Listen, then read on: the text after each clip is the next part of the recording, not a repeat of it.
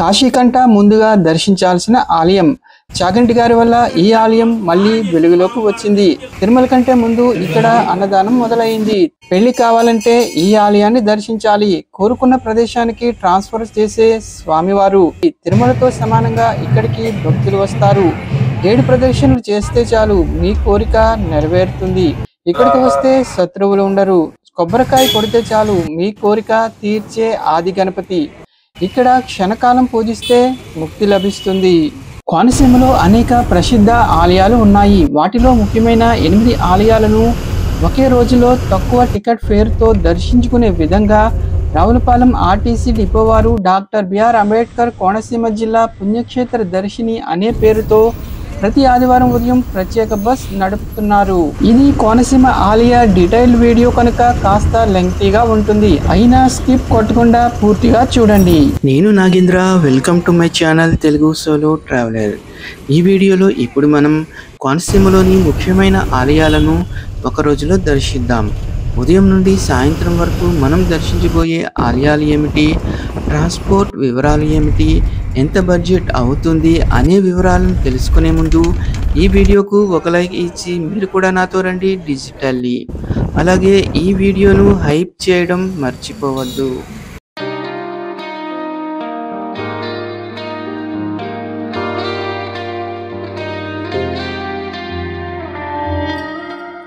ఇప్పుడు మనం కోనసీమ ముఖద్వారమైన రావులపాలెంలో ఉన్నాము. ఇది వచ్చి రావులపాలెం బస్ స్టాండ్. ఈరోజు ఉదయం 6 గంటలకు రావులపాలెం నుండి కోనసీమ పుణ్యక్షేత్ర దర్శిని బస్ ఉంటుంది. ఇదే మనం ప్రయాణించబోయే డాక్టర్ బిఆర్ అంబేద్కర్ కోనసీమ జిల్లా పుణ్యక్షేత్ర దర్శిని బస్. ఈ బస్సులోనే మనం కోనసీమలోని 8 ఆలయాలను దర్శించుకుంటాం. మన కోనసీమలో చాలా ప్రసిద్ధ ఆలయాలు ఉంటాయి. అయితే వాటిలో కొన్నింటిని ఈ యాత్రలో మనం దర్శించుకోబోతున్నాము. మన bus brand new ultra deluxe bus. ఇది ఏపీఎస్ ఆర్టీసీ లోగో. మన బస్ బాడీ బిల్డింగ్ వచ్చి అంబా. ఈ బస్ వచ్చి అశోక లైలాండ్ది. ఈ bus service number 8888 fancy number. ఈరోజు మన బస్కు ఫస్ట్ రన్ అంటే డాక్టర్ బిఆర్ అంబేద్కర్ కోనసీమ జిల్లా పుణ్యక్షేత్ర దర్శిని బస్ సర్వీస్ ఈరోజు ఉదయం నుండి మొదలవుతుంది. ఈరోజు డేట్ వచ్చి 12 అక్టోబర్ 2025. మన బస్ ప్రతి ఆదివారం ఉదయం 6 గంటలకు రావులపాలెం నుండి బయలుదేరుతుంది. మన బస్కు ప్రక్కన మరొక అల్ట్రా డీలక్స్ బస్ ఆగి ఉంది. ఇది కూడా ఆదివారం డే ప్యాకేజ్ బస్. ఈ బస్ ఆంధ్ర అరుణాచలం వెళుతుంది. ఆంధ్ర అరుణాచలం ఎక్కడ ఉంది అనేది మీకు తెలిస్తే కామెంట్ చేయండి. షెడ్యూల్ సమయానికి మన బస్ రావులపాలెం బస్ స్టాండ్ నుండి బయలుదేరింది. మన ఒకరోజు డే ట్రిప్లో మనం దర్శించబోయే ఆలయాలు ఏమిటి, వాటి స్థల పురాణాలు ఏమిటి, టికెట్ ప్రైస్ ఎంత, ఈ బస్సులో టికెట్ ఏ విధంగా బుక్ చేసుకోవాలి అనే విశేషాలను ఇప్పుడు తెలుసుకుందాం. వీడియో కాస్త లెంగ్త్ ఉంటుంది, అయినా స్కిప్ చేయకుండా చూడండి. మన డాక్టర్ బిఆర్ అంబేద్కర్ కోనసీమ జిల్లా పుణ్యక్షేత్ర దర్శిని ఒకరోజు బస్ యాత్రలో మొట్టమొదటిగా మనం దర్శించబోయే ఆలయం అంతర్వేదిలోని శ్రీ లక్ష్మీ నరసింహ స్వామివారి ఆలయం. ఈ ఆలయం రావులపాలెం నుండి దాదాపుగా 62 కిలోమీటర్ల దూరంలో ఉంటుంది. అంతర్వేది వచ్చేలోపు ఈ యాత్రలో మనం దర్శించబోయే ఆలయాలు ఏమిటో ఒకసారి చూద్దాం. కోనసీమ తిరుమల వాడపల్లి శ్రీ వెంకటేశ్వర స్వామివారి ఆలయం, రియాలి శ్రీ జగన్మోహిని కేశవ స్వామివారి ఆలయం, అంతర్వేది శ్రీ లక్ష్మీ నరసింహ స్వామివారి ఆలయం, అప్పనపల్లి శ్రీ బాలబాలాజీ స్వామివారి ఆలయం, కుండలేశ్వరం శ్రీ కుండలేశ్వర స్వామివారి ఆలయం, మురమళ్ళ శ్రీ భద్రకాళి సమేత వీరేశ్వర స్వామివారి ఆలయం, ముక్తేశ్వరం శ్రీ క్షణ ముక్తేశ్వర స్వామివారి ఆలయం, అయినవిల్లి శ్రీ వరసిద్ధి వినాయక స్వామివారి ఆలయం. మన ఒకరోజు డే ట్రిప్లో ఈ 8 ఆలయాలను దర్శించే క్రమం సమయానుకూలంగా అటు ఇటు మారవచ్చు. అయితే ఈ 8 ఆలయాలను తప్పకుండా దర్శించుకుంటాం. ఈ యాత్రలో మనం ఉదయం నుండి సాయంత్రం లోపుగా ఈ 8 ఆలయాలను దర్శించుకుంటాం. దీనికి ఒకరికి టికెట్ ప్రైస్ 460 రూపాయలు. లేటెస్ట్ టికెట్ ప్రైస్ కోసం, యాత్ర వివరాల కోసం కమెంట్ చేయండి లేదా రావులపాలెం ఆర్టీసీ వారికి కాల్ చేయండి. వారి నెంబర్ డిస్క్రిప్షన్లో ఇస్తాను, చూడండి. ఇక మన బస్ రావులపాలెం తర్వాత ఈతకోట, గంటి, గన్నవరం, రాజోలు, మల్కీపురం మీదుగా అంతర్వేదికి వెళుతుంది. ఇది వైనతేయ గోదావరి పాయ. ఇక్కడ గోదావరి దాటడానికి రహదారి బ్రిడ్జితో పాటు కాలువ గోదావరి దాటడానికి కూడా ఒక బ్రిడ్జ్ నిర్మించారు. దీనిని ఆక్విడక్ట్ అంటారు. ఈ ఆక్విడక్ట్ పేరు డొక్కా సీతమ్మగారు ఆక్విడక్ట్. ఈ ఊరు పేరు లంకల గన్నవరం. ఇది ఆంధ్రుల అన్నపూర్ణగా పేరుగాంచిన డొక్కా సీతమ్మగారి స్వగ్రామం. అంతర్వేది వచ్చే లోపుగా ఇప్పుడు ఒకసారి అంతర్వేది స్థల పురాణం ఏమిటో చూద్దాం. వశిష్ఠ మహర్షి కృతయుగములో రాజమహేంద్రవరం గౌతమి నది నుండి ఒక పాయను తీసుకువచ్చి సముద్రంలో కలిపి తపస్సు చేస్తుండగా రక్త విలోచనుడు అనే రాక్షసుడు వశిష్ఠ మహర్షి సంతానాన్ని నాశనం చేస్తూ ఉండగా ఆ బాధను భరించలేక నరసింహ స్వామివారిని ప్రార్థించగా స్వామి అవతరించి రాక్షస సంహారం చేశారు. వశిష్ఠ మహర్షి నిత్యం అర్చన చేసుకునే విధంగా తూర్పు ముఖంగా ప్రార్థించగా స్వామి పద్మాసనంగాను, వామాంకమందు లక్ష్మీదేవి అభయహస్తం, శంకు చక్రాలతో వారికి అభిముఖంగా శిలారూపంలో అవతరించారు. అందుమూలంగా ఈ స్వామివారు పశ్చిమాభిముఖంగా ఉన్నారు. ఇక కలియుగంలో మందపాటి కేశవదాసు అనే గొల్లవారు పశువులను మేపుకొనుచు స్వామివారిని చూశారట. అనంతరం రెడ్డి ప్రభువులు కర్రలతో ఆలయం నిర్మించారట. అది శిథిలమైన తరువాత ఉపనాతి కృష్ణమ్మ అనే అగ్నికుల క్షత్రియులు రాతితో ఆలయం, మండప ప్రాకారాదులు నిర్మించారు. ఇప్పుడే మన బస్ రాజోలు చేరుకుంది. ఈ ఊరు ఎలా ఉందో కామెంట్ చేయండి. రాజోలు తర్వాత మన బస్ మల్కీపురం మీదుగా అంతర్వేది చేరుకుంటుంది. ఈ మార్గంలో కొబ్బరి తోటల మధ్య బస్ ప్రయాణం చాలా బాగుంటుంది. డాక్టర్ బిఆర్ అంబేద్కర్ కోనసీమ జిల్లా పుణ్యక్షేత్ర దర్శిని ఒకరోజు బస్ టూర్లో మనం ఇప్పుడే అంతర్వేది శ్రీ లక్ష్మీ నరసింహ స్వామివారి ఆలయానికి చేరుకున్నాం. ఈ ఆలయానికి ఎదురుగా గల ఒక మండపంలో ఆలయ నిర్మాత శ్రీ కుపనాతి కృష్ణమ్మ గారి విగ్రహం ఏర్పాటు చేశారు. ఇక ఈ ఆలయానికి 4 వైపులా 4 పెద్ద పెద్ద గోపురాలు ఉంటాయి. వాటిలో ఇది ఒక గోపురం. ఇక్కడ నుండి ఎడమవైపుకు వెళితే ఆలయానికి వెళ్లే ప్రధాన రాజగోపురం వస్తుంది. ఈ పెద్ద షెడ్ వచ్చి స్వామివారి రథశాల. ఇప్పుడు మనం ఈ గోపురం ద్వారా వెళ్లి స్వామివారిని దర్శించుకుందాం రండి. ఈ రాజగోపురం దాటి ముందుకు వెళితే స్వామివారి ఆలయ ధ్వజస్తంభం కనిపిస్తుంది. ఇక్కడ నుండి ఎదురుగా వెళితే స్వామివారి దర్శనానికి వెళ్లే క్యూ లైన్స్ వస్తాయి. ఈ మార్గంలో వెళ్లి శ్రీ లక్ష్మీ నరసింహ స్వామివారిని దర్శించుకుందాం రండి. ఆలయం లోపల ఫోటోలు, వీడియోలు తీయకూడదు. నా దర్శనం చాలా బాగా జరిగింది. ఆలయం చుట్టూ అనేక రాతి స్తంభాలతో కూడిన బేర మండపం ఉంటుంది. ఈ మండపంలో కూడా వివిధ దేవీ దేవతల సన్నిధులు ఉంటాయి, దర్శించుకోండి. అలాగే లక్ష్మీ నరసింహ స్వామివారి, దేవేరి రాజలక్ష్మి అమ్మవారి సన్నిధి కూడా ఈ మండపంలోనే చివరలో ఉంటుంది. మన తెలుగు రాష్ట్రాలలో గల నవ నరసింహ క్షేత్రాలలో ఒకటిగా పేరుగాంచిన అంతర్వేది శ్రీ లక్ష్మీ నరసింహ స్వామివారిని దర్శించడం వల్ల అన్ని రకాల శత్రు బాధలు తొలగిపోయి అఖండ విజయం లభిస్తుంది అని ఆలయ మహాత్మ్యం. ఈ ఆలయ గోపురాలు వివిధ వర్ణాలు గల దేవీ దేవతల విగ్రహాలతో కొబ్బరి చెట్ల మధ్య చూడడానికి చాలా బాగుంటాయి. అంతర్వేది శ్రీ లక్ష్మీ నరసింహ స్వామివారి దర్శనం తర్వాత తిరిగి మన బస్ వద్దకు చేరుకున్నాను. తర్వాత ఆలయ దర్శనానికి మన బస్ సిద్ధంగా ఉంది. పదండి వెళదాం. అంతర్వేది శ్రీ లక్ష్మీ నరసింహ స్వామివారి దర్శనం తర్వాత మనం దర్శించబోయే మరొక ఆలయం అప్పనపల్లి గ్రామంలోని శ్రీ బాలబాలాజీ స్వామివారి ఆలయం. అంతర్వేది నుండి మన బస్ తిరిగి బయలుదేరింది. ఇవన్నీ ఉప్పు నీటి చేపల చెరువులు. సముద్ర తీరం చాలా దగ్గరగా ఉండడం వల్ల ఈ ప్రాంతం అంతా ఉప్పు నీటి చెరువులు ఎక్కువ కనిపిస్తూ ఉంటాయి. అంతర్వేది నుండి అప్పనపల్లి వచ్చి దాదాపుగా 38 కిలోమీటర్ల దూరంలో ఉంటుంది. ఇప్పుడు మన బస్ నూతన జాతీయ రహదారి నంబర్ 216లో ప్రయాణిస్తోంది. ఇక్కడ నుండి తాటిపాక, నగరం, మామిడి కుదురు మీదుగా పాసర్లపూడికి చేరుకుంటుంది. ఇక్కడ నుండి ఎదురుగా వెళితే అమలాపురం వస్తుంది. ఎడమవైపుకు వెళితే అప్పనపల్లి చేరుకుంటాము.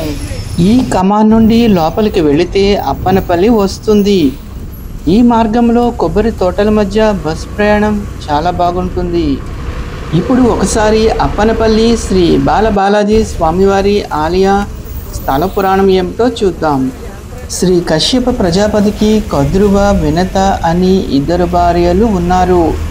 కద్రువ పిల్లలు నాగులు, వినత కుమారుడు వైనతేయుడు. కొన్ని కారణాల వల్ల వైనతేయుడు నాగులను రోజుకు ఒకటిగా తినేవాడు. శంఖచూడుడు అనే నాగును కాపాడడానికి జీమూత వాహనుడు అని విద్యాధర చక్రవర్తి బలయ్యాడు.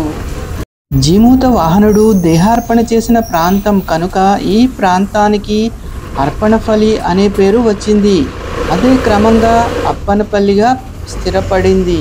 ఇక వెంకటేశ్వర స్వామివారి ఆలయ స్థల పురాణం ప్రకారం శ్రీ వెంకటేశ్వర స్వామివారి బాల్య రూపాన్ని, బాల్య క్రీడలను చూసి తరించాలి అని ఒకళుమాత వరం కోరగా శ్రీ వెంకటేశ్వర స్వామివారి సంకల్పంతో అప్పన్నపల్లిలో మొల్లేటి మునియ్య మంగమ్మల పుత్రుడైన రామస్వామి గారు జన్మించారు. చిన్నతనం నుండి నిరంతరం భక్తి తత్పరుడైన రామస్వామి గారు కొబ్బరికాయ వ్యాపారంలో వచ్చిన లాభంలో కొంత వాటా శ్రీ వెంకటేశ్వర స్వామివారికి తిరుపతి తీసుకువెళ్ళి ఏటా సమర్పించేవారు.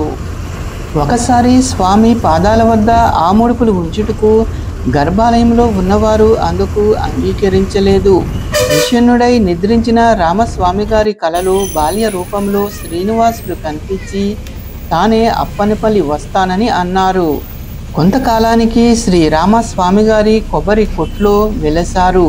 అలా వెలిసిన స్వామివారికి బాలబాలాజీగా నామకరణం చేసి అప్పన్నపల్లిలో తన కొబ్బరి కొట్లో ప్రతిష్ఠించి నిత్య పూజలు చేసేవారు. తర్వాత కొంతకాలానికి శ్రీ శ్రీ శ్రీ త్రిదండి చినజీయరి స్వామివారి ద్వారా ప్రతిష్ఠ జరిగిన దేవాలయాన్ని నూతన దేవాలయంగా పిలుస్తున్నారు.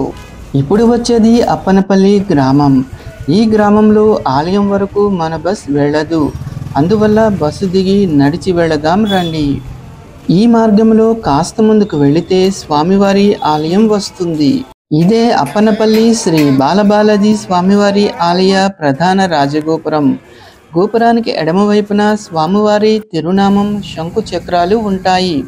అలాగే వీటికి ప్రక్కన ఆలయ నిర్మాత అయిన శ్రీ మొల్లేటి రామస్వామి గారి విగ్రహం ఏర్పాటు చేశారు. మీరు దర్శించుకోండి.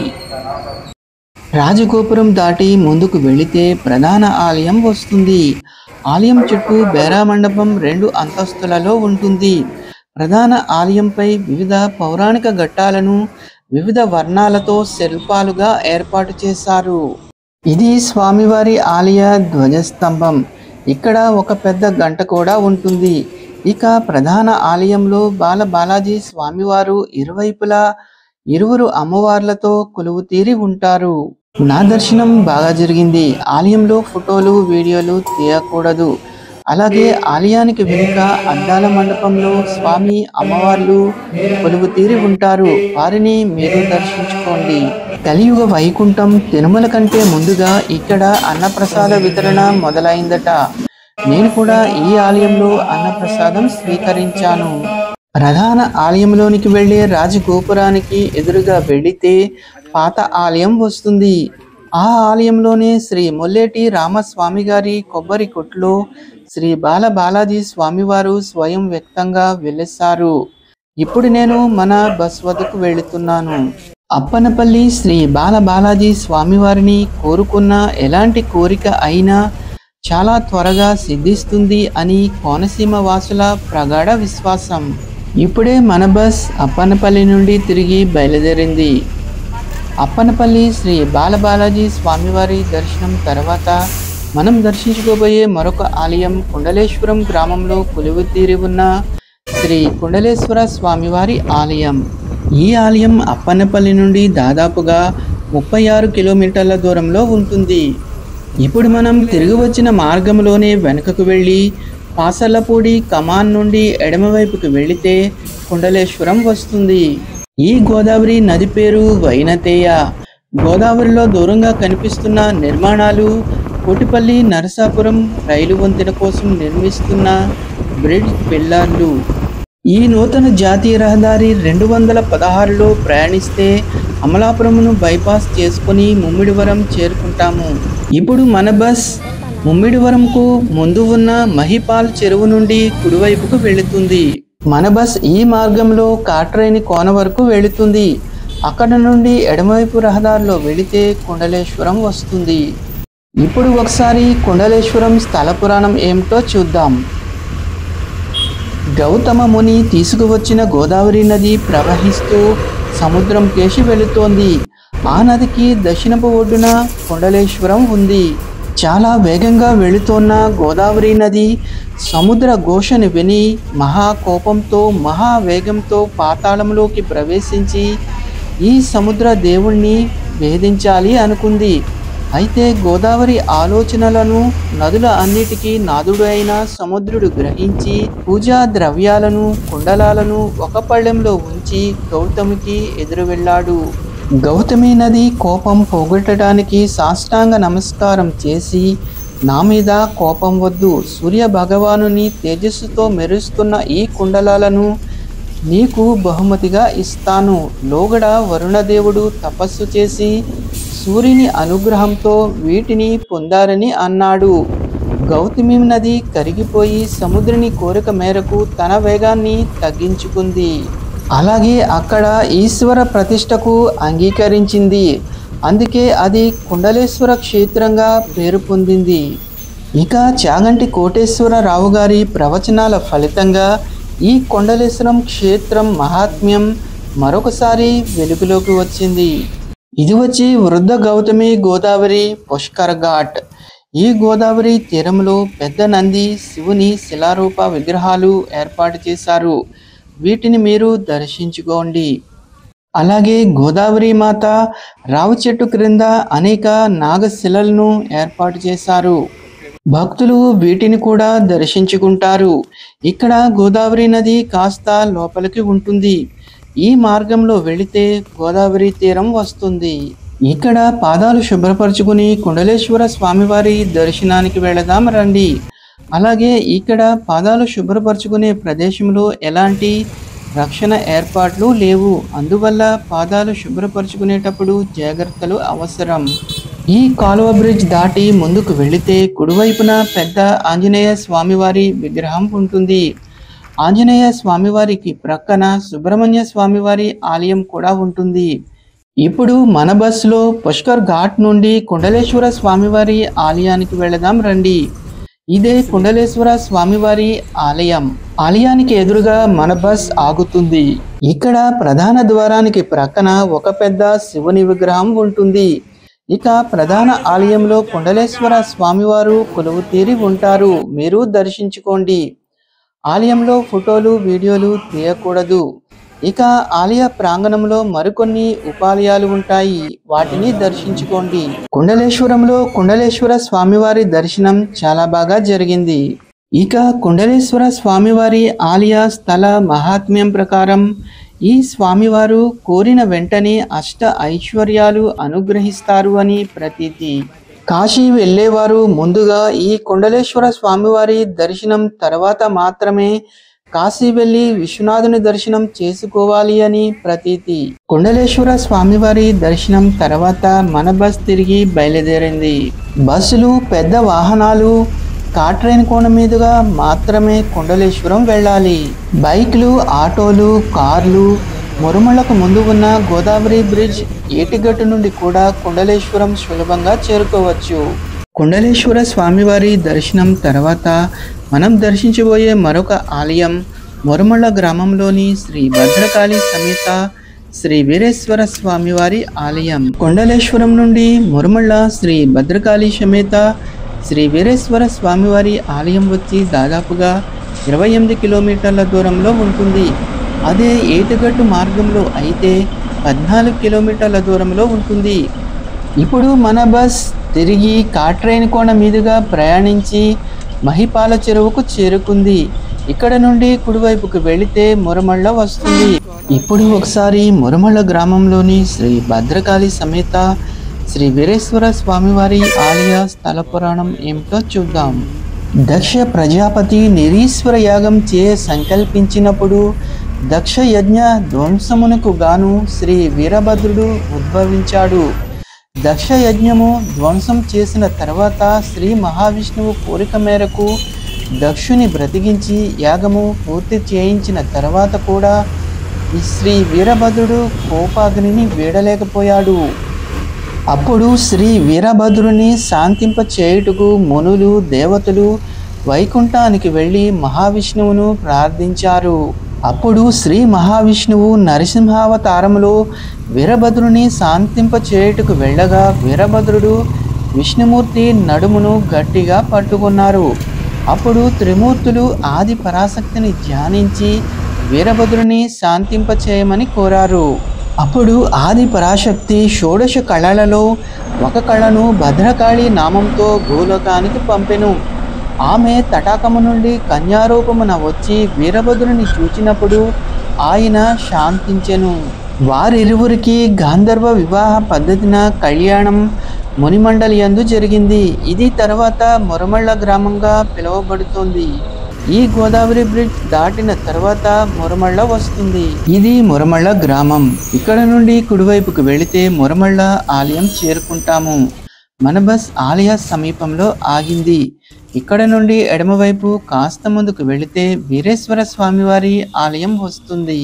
ఇక్కడ ఆలయానికి ముందు పెద్ద షెడ్ ఉంటుంది. ఈ షెడ్ ప్రక్కనే సుబ్రహ్మణ్య స్వామివారి ఆలయం కూడా ఉంటుంది. ఈ గోపురం దాటి ముందుకు వెళితే స్వామివారి ఆలయం వస్తుంది. నా దర్శనం చాలా బాగా జరిగింది. ఆలయంలో ఫోటోలు వీడియోలు తీయకూడదు. వీరేశ్వర స్వామివారి ఆలయానికి వెనుక లక్ష్మీ నారసింహ స్వామివారి ఆలయం కూడా ఉంటుంది, దర్శించుకోండి. ఈ ఆలయంలో ప్రతిరోజు సాయంత్రం స్వామి అమ్మవార్లకు నిత్య కళ్యాణం జరుగుతుంది.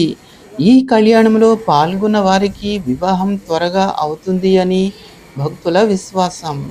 మురమళ్ళ గ్రామంలోని శ్రీ భద్రకాళి సమేత శ్రీ వీరేశ్వర స్వామివారి ఆలయం దర్శనం తర్వాత మనం దర్శించుకోబోయే మరొక ఆలయం ముక్తేశ్వరం గ్రామంలో కొలువు తీరు ఉన్న శ్రీ క్షణ ముక్తేశ్వర స్వామివారి ఆలయం. ఈ ఆలయం మురమళ్ళ నుండి దాదాపుగా 24 కిలోమీటర్ల దూరంలో ఉంటుంది. మన బస్ తిరిగి వచ్చిన దారిలో వెనుకకు వెళ్ళి ముమ్మిడివరం దాటిన తర్వాత కుడివైపున గల ముమ్మిడివరం ముక్తేశ్వరం రహదారిలో వెళుతుంది. ఈ మార్గంలో వెళితే ముక్తేశ్వరం చేరుకుంటాము. ఇప్పుడు ఒకసారి ముక్తేశ్వరం శ్రీ క్షణ ముక్తేశ్వర స్వామివారి ఆలయ స్థల పురాణం ఏమిటో చూద్దాం. వనవాస సమయంలో ఇటువైపుగా వచ్చిన శ్రీరాముడు ఇక్కడి గల శివలింగాన్ని అర్చించి దాని మహాత్యమును తెలుసుకొని క్షణకాలమున ఇక్కడి పరమేశ్వరుని అర్చించిన ముక్తి కలుగును అని చెప్పి స్థల పురాణం ద్వారా తెలుస్తోంది. ఇది ముక్తేశ్వరం గ్రామం. ఇదే రహదారిలో ముందుకు వెళితే ముక్తేశ్వర స్వామివారి ఆలయం వస్తుంది. ఆలయానికి ఎదురుగా మన బస్ ఆగింది. ఈ ద్వారం దాటి ముందుకు వెళితే ప్రధాన ఆలయం వస్తుంది. ఈ ఆలయంలో రాతి స్తంభాలతో కూడిన మండపాలు ఉంటాయి. ఇక్కడ మనకు అతిపెద్ద నందీశ్వరుని కూడా మనం దర్శించుకోవచ్చు. ఈ ఆలయంలోని శివలింగం చిన్నగా రుద్రాక్ష ఆకారాన్ని పోలి ఉంటుంది. ఇక్కడి పరమేశ్వరుని క్షణకాలం పూజించిన ఎటువంటి కోరిక అయినా తప్పకుండా సిద్ధిస్తుంది అని ఆలయ స్థల మహాత్మ్యం. నా దర్శనం బాగా జరిగింది. శ్రీ ముక్తికాంత సమేత శ్రీ క్షణ ముక్తేశ్వర స్వామివారి ఆలయ దర్శనం తర్వాత మనం దర్శించుకోబోయే మరొక ఆలయం అయినవిల్లి గ్రామంలోని శ్రీ వరసిద్ధి వినాయక స్వామివారి ఆలయం. ఈ ఆలయం ముక్తేశ్వరం నుండి దాదాపుగా 2 కిలోమీటర్ల దూరంలో ఉంటుంది. ఇప్పుడు అయినవిల్లి వరసిద్ధి వినాయక స్వామివారి ఆలయ స్థల పురాణం ఏమిటో ఒకసారి చూద్దాం. 14వ శతాబ్దంలో శంకర భట్టుచే సంస్కృతంలో వ్రాయబడిన శ్రీపాద శ్రీవల్లభ చరిత్రలోను దీనికి తెలుగు అనువాదమైన శ్రీపాద శ్రీవల్లభ చరితామృతంలో ఈ క్షేత్రం ప్రస్తావించబడింది. క్రీస్తు శకం 1320లో జన్మించిన శ్రీపాద శ్రీవల్లభుల మాతామహులు మల్లాది బాపన్నావదాన్లు వారి కాలంలో ఐనిమిలిలో స్వర్ణ గణపతి మహాయజ్ఞం జరిగినట్లు శాస్త్ర ప్రకారం చివరిగా హోమంలో ఆహుతులు గణపతి తన తొండంతో అందుకోవాలని, గణపతి స్వర్ణమయ కాంతులతో దర్శనం ఇవ్వాలి అని కొందరు పండితులు వాదించారు. యజ్ఞాంతంలో గణపతి అదే విధంగా దర్శనమిచ్చి ఆహుతులు స్వీకరించినట్లుగా అనంతరం కొద్ది కాలంలోనే భాద్రపద శుద్ధ చవితి నాడు తాను దత్తావతారమై శ్రీపాద శ్రీవల్లభునిగా అవతరిస్తున్నట్లు తెలియచేశాడు అని శ్రీపాద శ్రీవల్లభ చరిత్రలో వ్రాసి ఉంది. అప్పటి నుండి ఐనివిల్లి గణపతి ఆది గణపతిగా పూజలందుకుంటున్నారు. ఇప్పుడే మన బస్ ఐనివిల్లి చేరుకుంది. ఈ ద్వారం నుండి ముందుకు వెళితే శ్రీ సిద్ధి వినాయక స్వామివారి ఆలయం చేరుకుంటాం. ఈ ఆలయంలో అనేక ఉపాలయాలు ఉంటాయి. నా దర్శనం బాగా జరిగింది. ఇక్కడి వినాయక స్వామివారికి ఒక కొబ్బరికాయ సమర్పించి మన మనసులోని కోరికను విన్నవించుకుంటే అది తప్పక నెరవేరుతుంది అని ఈ ఆలయ స్థల మహాత్మ్యం. ఇప్పుడే మన బస్ ఐనివిల్లి నుండి బయలుదేరింది. ఐనివిల్లి గ్రామంలోని శ్రీ సిద్ధి వినాయక స్వామివారిని దర్శించుకున్న తర్వాత మనం దర్శించుకునే మరొక ఆలయం రియాలి గ్రామంలో కొలువు తీరి ఉన్న శ్రీ జగన్మోహిని కేశవ స్వామివారి ఆలయం. ఈ ఆలయం ఐనివిల్లి నుండి దాదాపుగా 30 కిలోమీటర్ల దూరంలో ఉంటుంది. పదండి రియాలి వెళదాం. ఇప్పుడు ఒకసారి రియాలి ఆలయ స్థల పురాణం ఏమిటో చూద్దాం. క్షీరసాగర మదన సమయంలో శ్రీ మహావిష్ణువు జగన్మోహిని అవతారంలో దేవతలకు రాక్షసులకు అమృతం పంచిపెట్టి రథంపై వస్తుండగా ఈ ఉభయ గోదావరి మధ్య ప్రాంతానికి వచ్చేసరికి రథ చక్రానికి ఉండే శీల రాలిపడింది. వెనుదిరిగి చూసేసరికి శివుడు మోహింపబడి వస్తున్నాడు అని గ్రహించిన శ్రీ మహావిష్ణువు నిజ రూపాన్ని చూపించాలి అని చెప్పి ముందు పురుష రూపంలో కేశవ స్వామిగా, వెనుక స్త్రీ రూపంలో జగన్మోహినిగా అవతరించారు. ఇదంతా విష్ణుమాయ అని గ్రహించిన శివుడు శ్రీ ఉమా కమండలేశ్వర స్వామివారిగా ఇక్కడే వెలసారు. శ్రీ జగన్మోహిని కేశవ స్వామివారి ఆలయానికి ఎదురుగా కొంత దూరంలో శ్రీ ఉమా కమండలేశ్వర స్వామివారి ఆలయం కూడా ఉంటుంది. ఐనివిల్లి తర్వాత మన బస్ వానపల్లి, కొత్తపేట, మందపల్లి, రావులపాలెం, ఓబలంక మీదుగా రియాలికి చేరుకుంది. ఇప్పుడు వచ్చే ఊరు రియాలి. రియాలి గ్రామం చేరుకోగానే ఒక కాల్వా బ్రిడ్జ్ దాటాల్సి ఉంటుంది. ఇక్కడ ఒక పెద్ద ఆంజనేయ స్వామివారి విగ్రహం ఉంటుంది, దర్శించుకోండి. ఇక్కడ నుండి కాస్త దూరం ముందుకు వెళితే రియాలి గ్రామంలోని శ్రీ జగన్మోహిని కేశవ స్వామివారి ఆలయం వస్తుంది. ఇక్కడ కేశవ స్వామివారి ఆలయం, శివాలయం ఎదురుగా ఉంటాయి. పదండి కేశవ స్వామివారిని దర్శించుకుందాం. ఈ ఆలయ రాజగోపురాలు, ప్రధాన గోపురాలు వివిధ వర్ణాలతో పెయింట్ చేసి ఉంటాయి. చీకట్లో మనకు సరిగా కనబడడం లేదు. ఈ గోపురం దాటి ముందుకు వెళితే ధ్వజస్తంభం వస్తుంది. ఈ ఆలయ గర్భాలయంలోకి ప్రతి భక్తునికి ప్రవేశం ఉంది. అందువల్ల పాదాలు నీటితో శుభ్రం చేసుకొని ఆలయంలోనికి వెళ్ళాలి. ఆలయం లోపల ఫోటోలు, వీడియోలు తీయకూడదు. నా దర్శనం చాలా బాగా జరిగింది. ఈ ఆలయంలోని స్వామివారు స్వయంభూ సాలగ్రామ శిలలో ఎదుట కేశవ స్వామిగా, వెనుక జగన్మోహినిగా వెలసి ఉన్నారు. స్వామివారి పాదాల నుండి నిరంతరం గంగ స్రవిస్తూ ఉంటుంది. జగన్మోహిని కేశవ స్వామివారిని దర్శించి మొక్కుకుంటే వారు కోరిన ప్రాంతానికి ఉద్యోగం ట్రాన్స్ఫర్ అవుతుంది అని భక్తుల విశ్వాసం. పదండి మన బస్ వద్దకు వెళదాం. రియాలి జగన్మోహిని కేశవ స్వామివారి దర్శనం తర్వాత మనం దర్శించబోయే మరొక ఆలయం కోనసీమ తిరుమలగా ప్రసిద్ధి చెందిన వాడపల్లి గ్రామంలోని శ్రీ వెంకటేశ్వర స్వామివారి ఆలయం. రియాలి నుండి వాడపల్లి వచ్చి దాదాపుగా 8 కిలోమీటర్ల దూరంలో ఉంటుంది. పదండి వాడపల్లి వెళదాం. ఇప్పుడు ఒకసారి కోనసీమ తిరుమల వాడపల్లి వెంకటేశ్వర స్వామివారి ఆలయ స్థల పురాణం ఏమిటో చూద్దాం. వాడపల్లి గ్రామాన్ని పూర్వం నౌకాపురిగా పిలిచేవారు. గతంలో నాసిక త్రయంబకేశ్వరం నుంచి వెంకటేశ్వర స్వామివారి ఎర్రచందన విగ్రహం గౌతమి నదిలో కొట్టుకొని రాగా నారద మహర్షి వారు వెంకటేశ్వర స్వామివారిని తన స్వహస్తాలతో ప్రతిష్ఠించి వెంకటేశ్వర స్వామిగా నామకరణం చేశారు. తరువాతి కాలంలో పెనుబోతుల గజేంద్రుడు అనే అగ్నికుల క్షత్రియులు ఇక్కడ స్వామివారికి ఆలయం నిర్మించారు. 1759వ సంవత్సరంలో పెద్దాపురం సంస్థానాధీశులు వాడపల్లి వెంకటేశ్వర స్వామివారికి 270 ఎకరాల భూమిని పూజా కైంకర్యాల నిమిత్తం దానంగా ఇచ్చారు. ఇప్పుడే మన బస్ వాడపల్లి ఆలయం పార్కింగ్ ఏరియాకు చేరుకుంది. ఇక్కడ నుండి నడిచి వెళితే ఆలయం వస్తుంది. ప్రస్తుతం ఈ ఆలయంలో బ్రహ్మోత్సవాలు జరుగుతున్నాయి. ఇదంతా వాడపల్లి వెంకటేశ్వర స్వామివారి ఆలయ ప్రాంగణం. ఆలయం లోపల ఫోటోలు వీడియోలు తీయకూడదు. నా దర్శనం చాలా బాగా జరిగింది. ఉదయం రావులపాలెంలో బయలుదేరి 8 ఆలయాలు దర్శించుకోవడంతో రావులపాలెం డిపో ఏపీఎస్ఆర్టీసీ వారి డాక్టర్ బిఆర్ అంబేద్కర్ కోనసీమ జిల్లా పుణ్యక్షేత్ర దర్శిని బస్సులో మన ప్రయాణం పూర్తయింది. భక్తుల కోరికపై ఈ 8 ఆలయాలతో పాటు మరో 2 ఆలయాల దర్శనం కూడా మనకు లభించింది.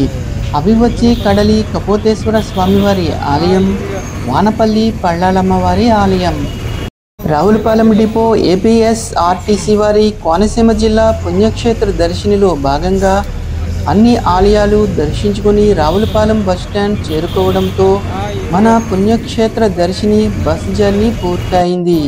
ఈ వీడియో కనుక మీకు నచ్చినట్లయితే లైక్ చేయండి. ఇలాంటి వీడియోల కోసం ఈ ఛానల్ను సబ్స్క్రైబ్ చేసుకోండి. మరొక వీడియోతో మళ్ళీ కలుద్దాం. నమస్తే.